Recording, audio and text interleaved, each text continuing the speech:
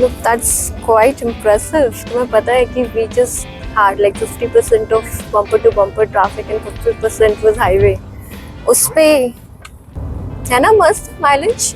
हमने एक बहुत बड़ा चैलेंज लिया जिसमें हमने जिमनी से दार्जिलिंग से दुर्गापुर, दुर्गापुर से गोपालपुर, गोपालपुर से विशाखापट्टनम, विशाखापट्टनम से चेन्नई, चेन्नई से बेंगलुरु और बेंगलुरु से बेलगावी, अहमदनगर, संभाजीनगर, इंदौर से होते हुए Prayagraj, Gaya, Durgapur and back to Darjeeling highway road trip करने का प्लान बनाया।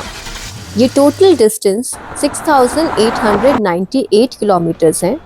ये पहली बार हो रहा होगा कि इंडिया में कोई इतना लंबा डिस्टेंस हाईवे पे जिमनी के साथ इस रूट पर वन गो में ट्रैवल कर रहा है। हमने ये चैलेंज ले तो लिया है, however, क्या हम इस मुश्किल ट्रैवल को पूरा कर पाएंगे या इस चैलेंज में फेल हो जाएंगे? जानने के लिए हमारे साथ बने रहिए। इस चैलेंज का ये चैप्टर 3 है एंड हम हैं one of the biggest malls of Asia जो कि बेंगलुरु में है। कल सुबह हम यहाँ से बेलगावी के लिए रवाना होंगे। मैं अपने सारे व्यूअर्स से रिक्वेस्ट करूँगी कि भगवान आपको जहाँ भी अपॉर्चुनिटी दें लोगों की सहायता करने की, आप प्लीज़ करें क्योंकि उससे आपको बहुत खुशी मिलेगी। हम बैंगलोर से बेलगांव के लिए निकल गए हैं और हमने स्टार्ट किया था 521 किलोमीटर्स पे और अभी हमें 481 किलोमीटर्स और पूरा करना है। हम नेशनल हाईवे 48 से गुजर रहे हैं।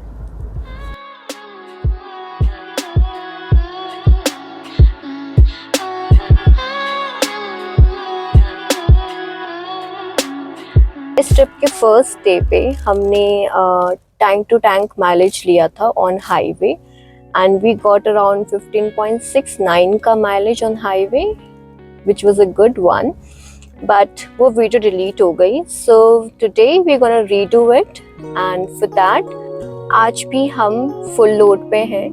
उस time we were 3 passengers but today we are 4 people, so it's fully loaded car with 4 passengers। तो देखते हैं ये हमें हाईवे पे टैंक टू टैंक कितना माइलेज देती है। तो चलिए टैंक रिफ्यूल करते हैं और देखते हैं हमें कितना माइलेज मिलता है।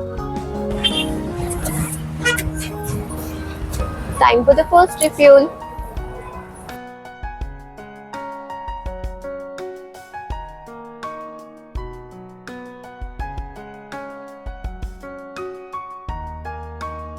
हमने स्टार्ट किया है 5436 किलोमीटर पे और आप देख सकते हो टैंक अभी फुल है। हम नेक्स्ट रिफ्यूलिंग में इसका माइलेज निकालेंगे। कुछ लोग हमारे सामने से भगवान जी को लेके जा रहे थे लेकिन उनके दर्शन नहीं हो पाए। हम हाईवे पे तो हैं लेकिन it is just like driving bumper to bumper, तो माइलेज काफी ज्यादा इफेक्ट होगा। हमने इम्प्रॉम्प्टू प्लान किया कि हम चित्रदुर्ग फोर्ट विजिट करेंगे, so we took a detour from highway off to Chitradurga fort. I hope हमारा ये डिसीजन वर्थ हो। ऐसा सुना है कि इस फोर्ट के अंदर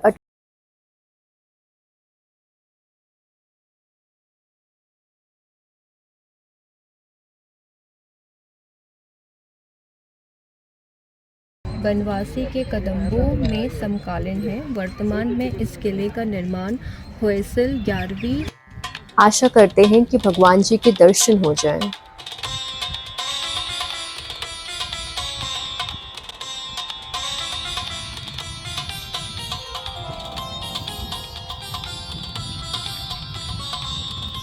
दोपहर के 1 बज रहे थे और काफी धूप थी। गोरा मंदिर। हम पहले मंदिर पहुंचे, बनशंकरी मंदिर, पर वो बंद था तो हमने झांक कर अंदर भगवान जी के दर्शन कर लिए क्योंकि हाथ तो हम मानने वाले नहीं थे। देखने पर मुझे ऐसा लगता है कि ये शायद इनका तोप खाना होता होगा।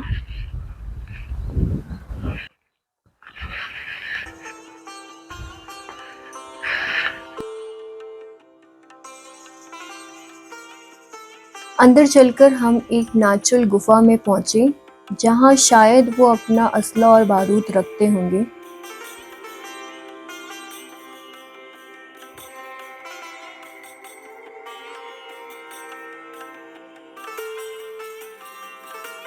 गुफा से निकलते ही वहाँ के प्रवासियों ने यहाँ पत्थर काट के कुछ टैंक्स बना रखे हैं।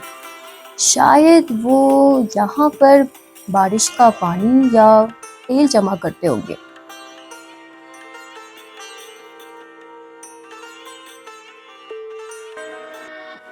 थोड़ा आगे चलकर जंगलों के बीच एक टीले पर हमें एक छोटा सा मंदिर नजर आया, जहाँ काफी सारे मोर भी घूम रहे थे। कोई द्वार भी नहीं था, तो मुझे लगा कि भगवान जी के दर्शन तो हो ही जाएंगे, तो मैं उस तरफ बढ़ चली। फिर यहाँ तो भगवान जी के दर्शन नहीं हुए, बट मुझे यकीन है कि यहाँ का शिवलिंग उन्होंने कहीं और स्थापित कर दिया होगा। किंडी, एकनाथेश्वरी and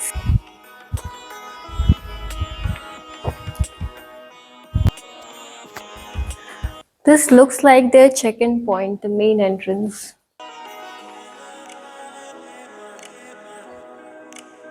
Try and go to that viewpoint. यहाँ के खम्भों और दीवारों पर काफ़ी सुंदर नक्काशा की गई हैं, जैसे कि नटराज भगवान जी, गणेश भगवान जी,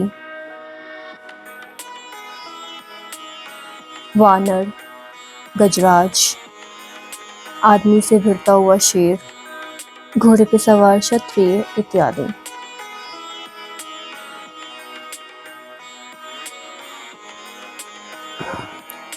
That era was actually quite advanced.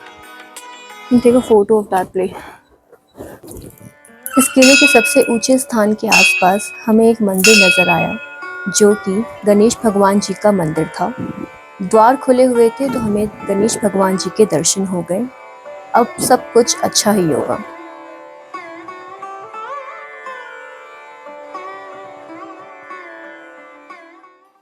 इस किले के सबसे ऊंचे पॉइंट के आसपास एक बहुत ऊंचा स्तंभ था। मुझे लगता है कि यहाँ पर बीकन लाइट या आकाशदीप की रोशनी लगाई जाती होगी, ताकि दूर से इस किले को देखा जा सके। स्तंभ के पास ही एक ट्विन पोल का स्ट्रक्चर है, जहाँ शायद घंटी बांधकर लोगों का ध्यान आकर्षित कर उन्हें सूचना दी जाती होगी या अलर्ट किया जाता होगा।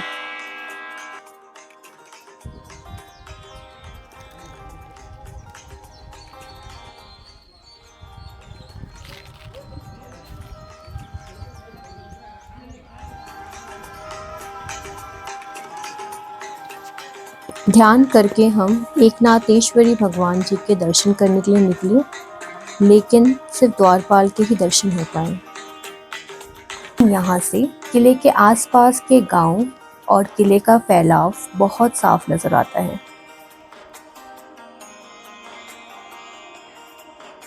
यहाँ से हम हिडिंबेश्वरा मंदिर की ओर जाएंगे।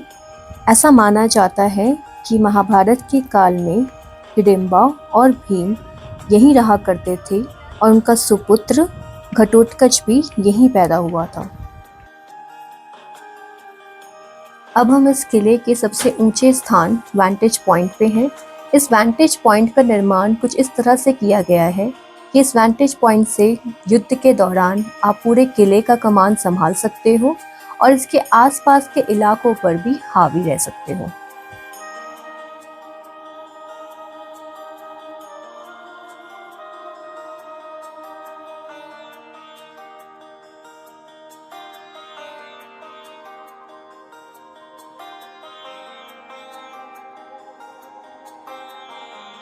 इस वैंटेज पॉइंट से आप इस किले का पालेगढ़ कचहरी देख सकते हो, जो अब खंडर में तब्दील हो चुका है। उस जमाने के लोगों से काफ़ी अपनापन सा लगा जब मैंने देखा कि वो उस जमाने में भी बोर्ड गेम्स खेला करते थे, ऐसी आकृतियां बनाकर। अब हम सिद्धेश्वरी मंदिर की ओर जा रहे हैं, गली मंटपा से होते हुए।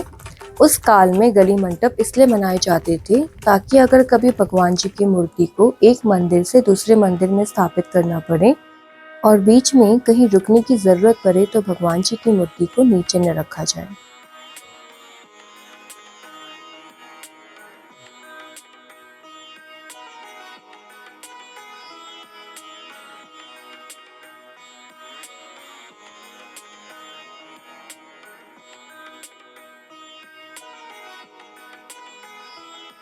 उस काल के कारीगरों को नमन है जिन्होंने पत्थरों और चट्टानों को काटकर इतनी प्यारी आकृतियां बनाई जिनका आनंद हम आज भी उठा रहे हैं।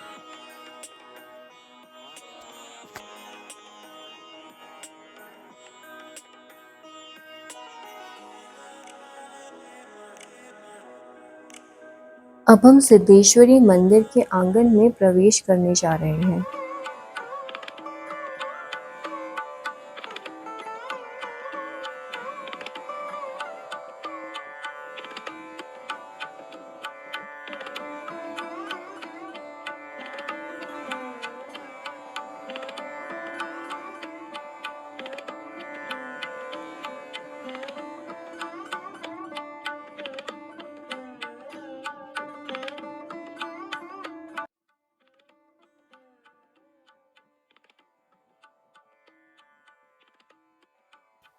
अब हम सिद्धेश्वरी मंदिर के आंगन में आ गए हैं और यहाँ पे बहुत से पशु पक्षियों की आवाज़ आ रही है।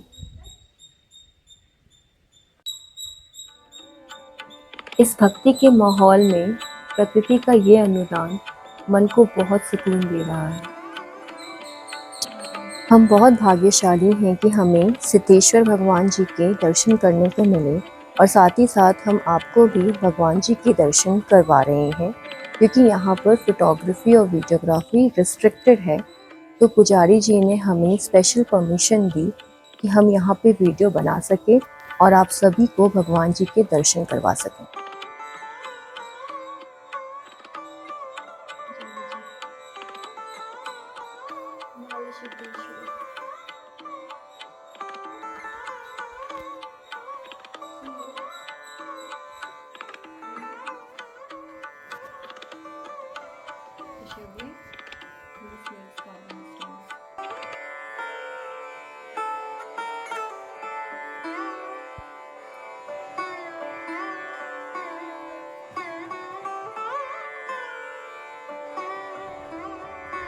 समय की कमी के कारण हम पूरा किला नहीं देख पाए और हमें बेलगांव के लिए रवाना होना पड़ा।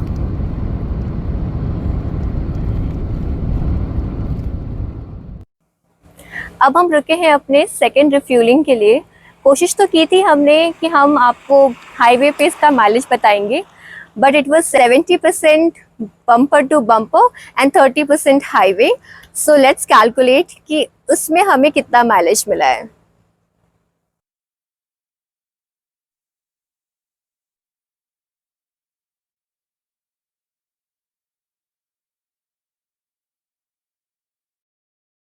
So current reading was 5524 minus previous reading 5436, which gives you 88 kilometers.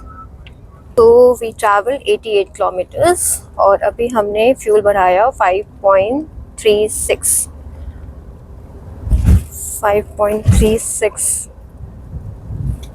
16.4. All the Jimny lovers can join and giving ovation to Jimny for its excellent performance. हमारी बेबी राइनो तो अपनी परफॉर्मेंस से बहुत खुश है, तो चलिए इसे सेलिब्रेट करने का थोड़ा टाइम देते हैं।